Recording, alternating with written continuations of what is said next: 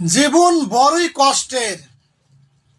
কি আর বলবো, দুঃখের কথা বলার ভাষা হারিয়ে ফেলে দিছি।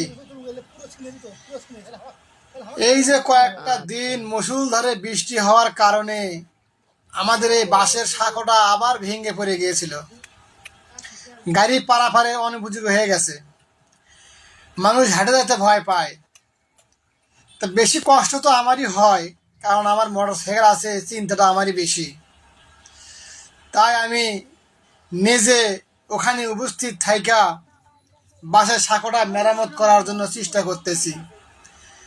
আমাদের ওখানে সবাই আছে, সবাই দেখে, কিন্তু কেউ কোনো পদক্ষেপ নেওয়ার চেষ্টা করে না।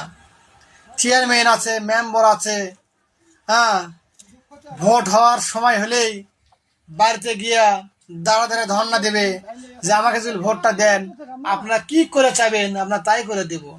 সামান্য একটা বাঁশের সাঁকো যেখানে 1 লাখ টাকা খরচ করলে ওখানে ঢালাই করে দিয়ে ভুরভার হয়ে যাবে। এইটুকু ঢালাই আমার ওখানে আর কেউ আর করে দেয় না।